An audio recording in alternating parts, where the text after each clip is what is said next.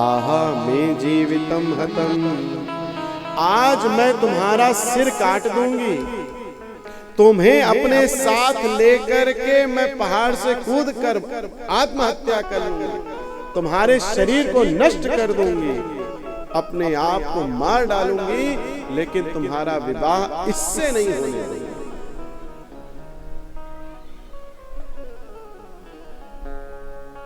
मैं सबको मार डालूंगी, किंतु शंकर के निमित्त तुम्हें नहीं दूंगी। लाओ शस्त्र मेरे। सब घबराए, हिमालय ब्रह्मा सब घबरा गए। हिमालय बोले प्रिय, बोले प्रिय नहीं, तुम्हारी काल हुई इस समय में, तुमने जो कार्य किया।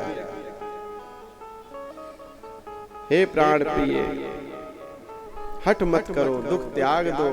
शिव बहुत सुंदर हैं, बहुत कोमल हैं, बहुत निर्मल हैं, बहुत भोले हैं। बोले मैं देख रही हूं कितना भोला स्वरूप है उसका।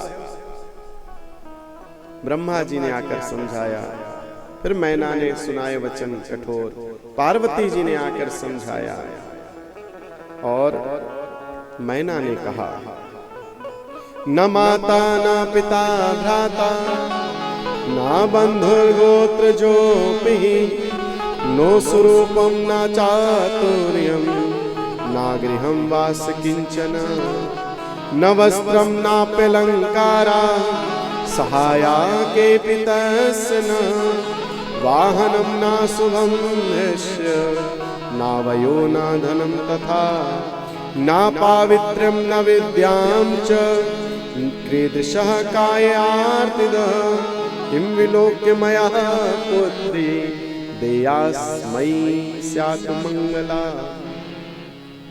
देयास्मै स्यात् सुमंगला। देखो गणों ने कहा भगवान हम आपको पहले समझा रहे हैं, श्रृंगार करवा लो, पाउडर लगवा लो, क्रीम लगवा लो। आजकल जमाना वही, सुंदर वस्त्र पहनो, बढ़िया रथ पर चढ़ो। माने नहीं हमारी बात। सुन लो क्या कह रही है ये, क्या कह रही है। इस शंकर के न माता है न पिता है, न इसका कोई गोत्र है, न इसका सौंदर्य है, न कोई श्रृंगार है, न कोई अच्छा वाहन है इसके पास, न घर है, न द्वार है, न सेवक है। इसके पास तो चतुराई भी नहीं है, ज्ञान भी नहीं है, न कोई अलंकार से विभूषित है। अरे ये तो अपवित्र है, मैं इसको अपनी कन्या कैसे वरण करूं। गणों ने कहा देख लो, इतना सब कुछ आपको सुनना पड़ रहा है, और आपके कारण हमको भी सुनना पड़ा। हम लोग बुरे बताए जा रहे हैं। आपके ब्याह में आए, हमको बुरा बोला जा रहा है।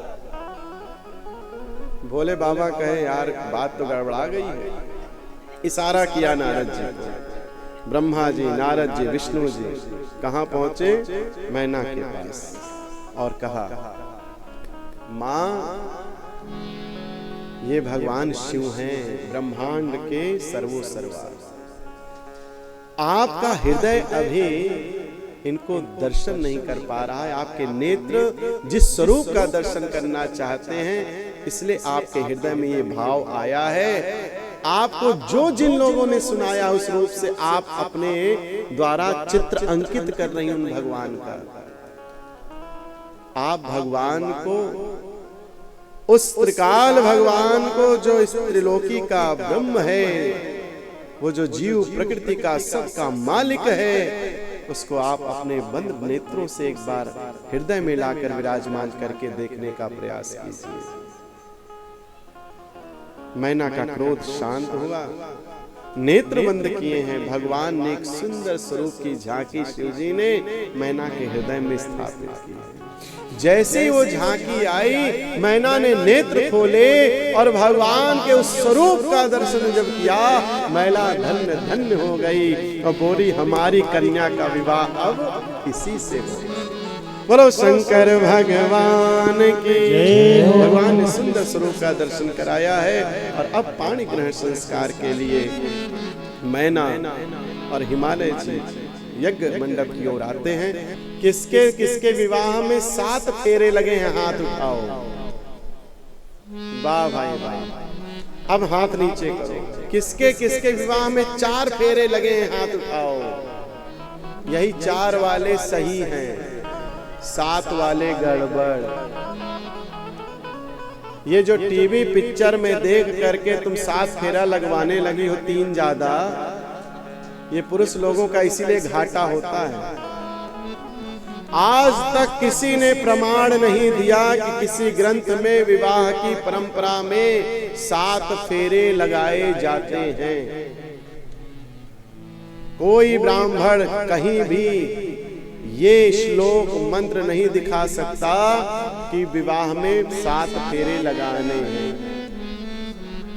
और नहीं तो कभी कोई ब्राह्मण 7 फेरे लगवाए तो कहना हमारे एक संत आए थे, कथा सुनाए थे, आप हमको प्रमाण दो जिसमें 7 फेरे लिखे हैं कि कहां 7 फेरे लगाए जाते। सिर्फ 4 फेरे लगाने चाहिए। सप्तपदी होती है, 7 वचन किए जाते हैं, लेकिन फेरे 4 ही लगाए जाते हैं। अब सोचिए आप लोग क्या क्या करते आ रहे हैं, सिर्फ टीवी पिक्चर और कुछ नहीं। कभी ब्राह्मण कहने भी लगता है कि सास के अनुसार 4 फेरे हैं, तो माताएं बहनें डांट देती हैं, तुम्हें क्या पता पंडित जी, वहां तो 7 फेरे लगाए गए। पंडित जी कहते तुम 7 नहीं 14 लगवा लो, हमको दक्षिणा से मतलब, तुम 14 लगवाओ। तो कितने फेरे? 4। 7 का कोई प्रमाण नहीं है। तो आज के बाद फेरे कितने लगेंगे? 4। जहां 7 लग रहे हो तुरंत मना कीजिए, ब्राह्मण को बोलिए हमें दिखाइए, कम से कम आप तो नियम में आ जाइए। भले उमापति महादेव की जय हो।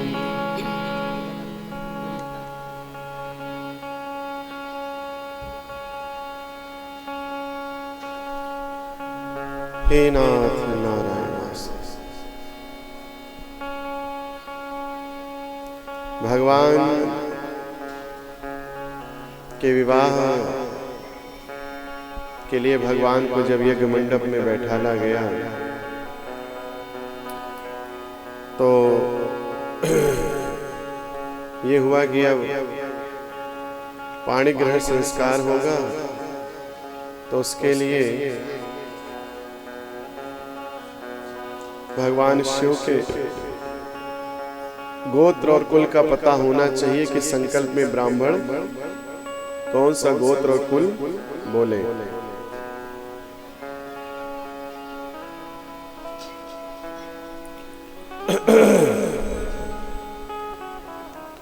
हिमालय ने ब्राह्मणों से कहा कि भगवान शिव के गोत्र कुल को पता करिए, जिससे कि ये पाणी ग्रहण संस्कार में मंगल मंत्र का जाप संकल्प युक्त होकर के विवाह के लिए कराया जा सके। स्वगोत्रम कथ्यताम शंभो प्रवरश्च कुलम तथा नाम वेदम तथा शाखा माकार्षी समयात्ययम्। शिव जी से हंसते हुए कहा कि हे शंभो, आप अपने गोत्र, प्रवर, कुल, नाम, वेद तथा शाखा को कहिए। जितने लोग यहाँ बैठे हैं, गोत्र के अलावा किसी को कुछ नहीं पता होगा। ब्राह्मणों को छोड़ दिया जाएगा, ये जो पांडित्य कर्म कर रहे हैं इनको पता है, लेकिन दिल्ली वाले जो ब्राह्मण पंडिताई कराने आते हैं उनको अपना गोत्र तो पता रहता है, लेकिन कुल, शाखा, वेद और प्रवर कितने हैं उनके ये नहीं बता पाए। तो ब्राह्मण तो मान लो अलग विषय हो गया, आप सबका भी आपको सिर्फ गोत्र ही पता है, इसके आगे पीछे का कुछ पता नहीं, सब समाप्त हो गया। तो इन्होंने कहा स्पष्ट कि हमें ये अवगत कराइए जिससे कि आपका विवाह का संकल्प कराया जा सके। हिमालय की ये बात सुनकर भगवान शिव प्रसन्न होते हुए थोड़े से उदास हो गए। क्यों? क्योंकि हमसे ये संसार स्थापित है, हमसे ही ब्रह्मांड बना, तो हमारा गोत्र और कुल। नारद जी आगे बढ़ करके आए और कहा, अस्य गोत्रम कुलम नाम नैव जानन्ति पर्वत विष्णुरहमादयोऽपीह परेशान का कथा स्मृता। हे पर्वतराज, ब्रह्मा विष्णु आदि भी इनका नाम गोत्र कुल आदि नहीं जानते, तो दूसरे की क्या बात कही जाए। अरूप्यम अरूपोऽयं परब्रह्म निर्गुणः प्रकृते परः निराकारो निर्विकारी मायाधीशः परात्परः। ये प्रकृति से परे हैं, परब्रह्म है, अरूप है, निर्गुण है, निराकार है, निर्विकार है, मायाधीश है, स्वतंत्र है, इसलिए इनका कोई गोत्र नहीं है। अगोत्र कुलनामाहि स्वतंत्रो भक्तवत्सलः तदीक्षया हि सगुणः सुतन बहुनाम भ्रे सोतन बहुनाम भ्रे। ये स्वतंत्र है, भक्त वत्सल है, गोत्र कुल तथा नाम से रहित हैं, अपनी इच्छा से, निराकार से, निर्विकार से, अगुण से सगुण हो जाते हैं। फिर भी अगर आप जानना चाहते हो तो सगुणस्य महेशस्य लीलया रूपधारिणः गोत्रं कुलं विजानहि नादमेव हि केवलम्। भगवान लीला से रूप धारण करते हैं, भगवान सगुण महेश के रूप में स्थापित जब होते हैं तो इनका गोत्र और कुल खाली नाद है। ये नाद ही इनका गोत्र है, इनका कुल है, नाद ब्रह्म से ही प्रकट होते हैं। शिवो नादमयः सत्यं नादः शिवमयस्तथा उभयोरन्तरं नास्ति नादस्य च शिवस्य च। जो शिव है वो नादमय है और नाद शिवमय है, इन दोनों में कोई भेद नहीं है, इसलिए जो शिव है वही नाद है और जो नाद है वही शिव। इस संसार में कोई ऐसा नहीं है जो बिना नाद के हो। नाद यानी भीतर जो आपके गूंज है, जो शोर है, वो जहां से प्रकट है उसे नाद कहते हैं। भगवान का उसी नाद से जो है प्राकट्य होता है और भगवान उस नाद को पूरे ब्रह्मांड में व्याप्त किए हैं। इसीलिए जीव जंतु कीट पतंग सब के अंदर वो नाद व्याप्त है। बिना उस नाद के प्राणी जीवित नहीं माना जाता है।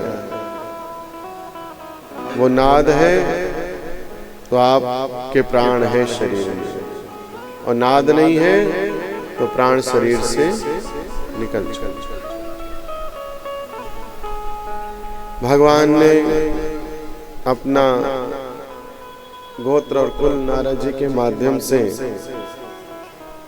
अवगत कराया है। इसके पश्चात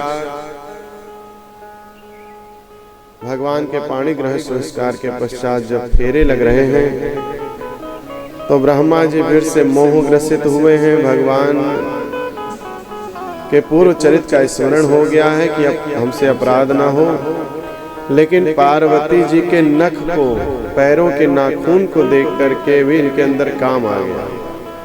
क्यों? इतना सौंदर्य है भगवती के स्वरूप में कि नख को देख करके भी उसके प्रति जो है इनका मोह हो जाता है। और फिर से जब इनका तेज उस पृथ्वी पर गिरा तो उससे बालखिल्य नामक हजारों ऋषि प्रकट हो गए। भगवान ब्रह्मा भी भगवान के ही तेज रूप से, अंश रूप से इस सृष्टि को रचते। इसलिए भगवान और विष्णु और ब्रह्मा में कोई भेद नहीं है। त्रयाणाम एक भावा नाम यो न पश्यति भयविताम। तीनों रूप से भगवान एक ही ब्रह्म ही तीनों में स्थापित रहते हैं। इसके पश्चात माता पार्वती को लेकर के भगवान शिव का विवाह संपन्न होता है। अब यहाँ कुछ नियम ब्राह्मण पत्नियों ने पतिव्रता धर्म के बताए हैं। मैना ने भी कुछ नियम बताए हैं। आइए कुछ नियम श्रवण करके और फिर धन्या पतिव्रता नारी नान्या पूज्या विशेषता पावनी सर्वलोकानां सर्व पापौघनाशिनी। इतनी महानता बताई है कि इस जगत में पतिव्रता जो नारी होती है वह धन्य है। इसके अतिरिक्त और कोई नारी पूजा के योग्य नहीं है। ये समस्त स्त्री जात के लिए बड़े सम्मान की बात है कि पतिव्रता मात्र धर्म ग्रहण कर लेने से ही स्त्रियों की पूजा की जाती है। इतना ही नहीं, अगर इन पतिव्रता स्त्रियों का कोई दर्शन कर ले तो कहते हैं उसके भी न जाने कितने पाप नष्ट हो जाते हैं। जिस प्रकार सूर्य का दर्शन करके, गौ का दर्शन करके, संतों का दर्शन करके, तीर्थ देवताओं का दर्शन करके, गंगा आदि नदियों का दर्शन करके सुख प्राप्त होता है और हमारे पाप नष्ट होते हैं, उसी प्रकार बिल्कुल पतिव्रता स्त्री को देख करके हमारे भीतर के पाप नष्ट हो जाते हैं। फिर सावित्री, लोपामुद्रा, अरुंधति, सांडिल्या, शत्रुपा, अनुसुईया, लक्ष्मी, स्वधा, सती, संज्ञा, सुमति, श्रद्धा, मैना और स्वाहा पतिव्रता स्त्रियों ने विस्तार से नहीं, संक्षिप्त रूप से अपने द्वारा यहाँ पर कुछ संस्कार माता पार्वती को दिए हैं। भुंजाद्भुत के प्रिय पत्योपाति व्रत परायणा तिष्ठे तस्मिन् शिवे नारी सर्वथा सतिष्ठते। स्त्री को चाहिए कि जब अपना पति, प्रिय पति जब भोजन कर ले तो उसके पश्चात उनसे आज्ञा लेकर के पति भक्ति परायण हो करके फिर भोजन करना चाहिए।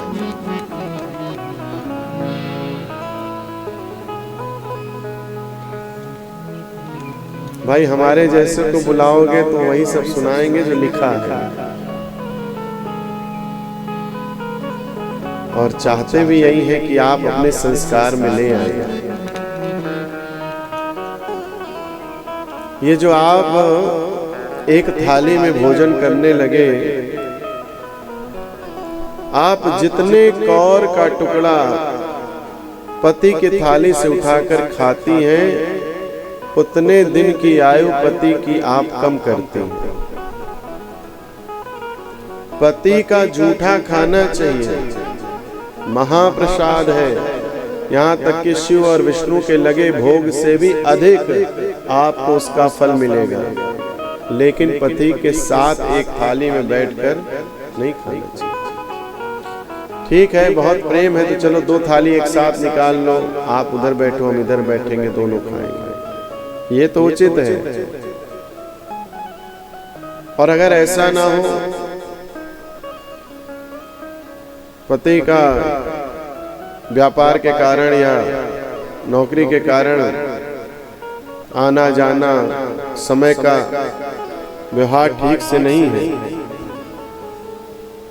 तो उस समय प्रयास करना चाहिए कि पहले पति देवता को फोन से पता करके भैया आपने प्रसाद पा लिया कि नहीं, और फिर स्वयं प्रसाद पाइए।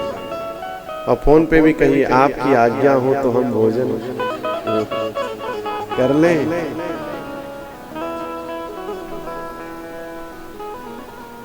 जब पति खड़ा हो जाए तो साध्वी पत्नी को भी चाहिए कि तुरंत खड़ी हो जाए, बेड पर बैठी न रहे, और नहीं तो आज्ञा लेकर के बैठे।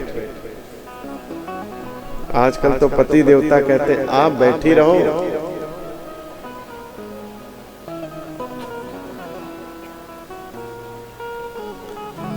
स्वप्यात् स्वपति स्वप्यात् स्वपिति सानित्यं बुद्धे तु प्रथमं सुधी सर्वदा तद्भितं कुर्यात् कैतव गतिः प्रिया।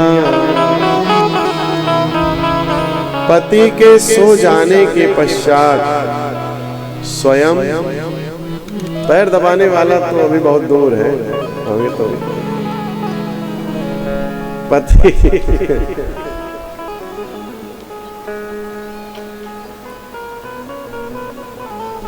अच्छा, पतियों से पैर दबाने के बाद फिर पति को कहना चाहिए आप जाइए आराम कीजिए, हम भी आराम करेंगे।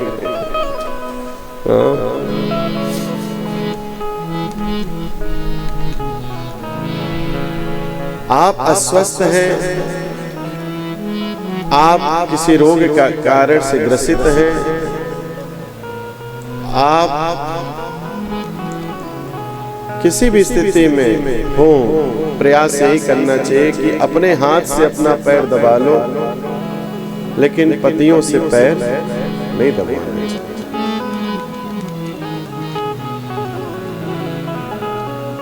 प्रयास यही करना चाहिए।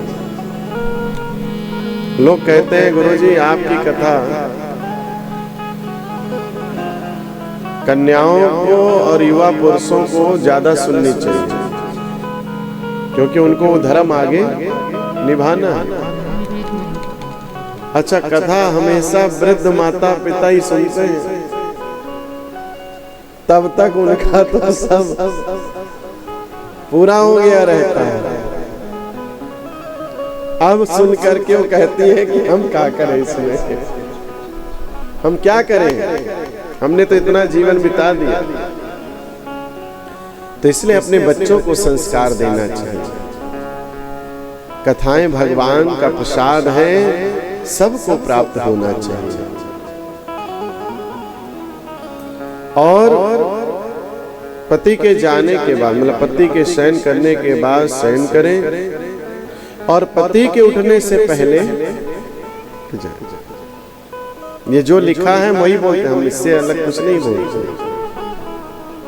ये धर्म ग्रंथ है हमारे, संस्कार देते हैं।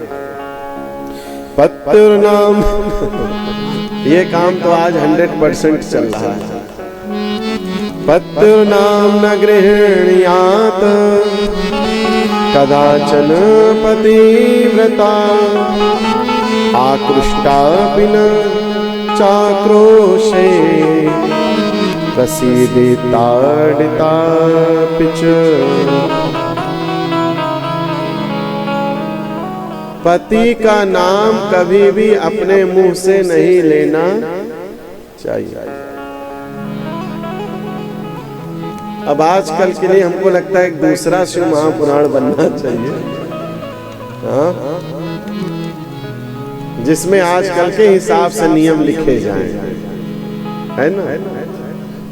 नहीं, ये हमारे धर्म ग्रंथ औरस हैं, वेदोक्त हैं, प्रमाणित हैं। जो प्रमाणित है वेद के अनुसार हमें प्राप्त है,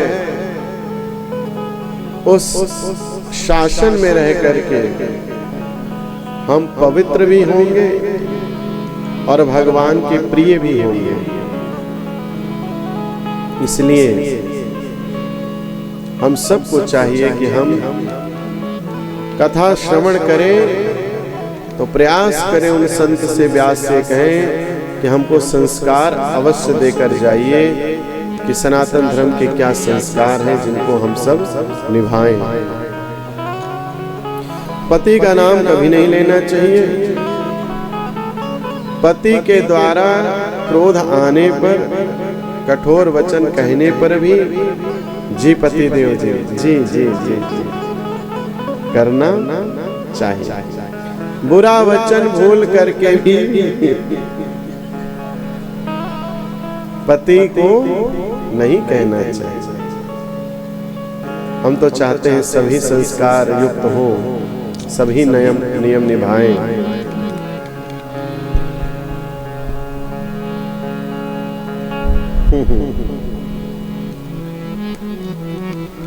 ये बड़ा कठिन है, अगला वाला अभी तो और कठिन है। अच्छा सुनो, अगर तुम्हारे बच्चों का विवाह हो गया है तो उनकी पत्नियों को ये सुनाओ कथा, ठीक है? आज वाली तो विशेष करके, अच्छा वो सुनेंगे ही नहीं, सही बात। और भी बहुत सारे नियम, कुछ और ले लेते हैं। भुंज्यात् सा भर्तुरोच्चिष्ट इष्टमन्नादिकं चय महाप्रसादे कृत्वा पतिदत्तं पतिव्रता। पति के भोजन के पश्चात उसका उच्चिष्ट, उसमें जो शेष बचता है उसे महाप्रसाद समझकर पतिव्रता स्त्री को भोजन करना चाहिए।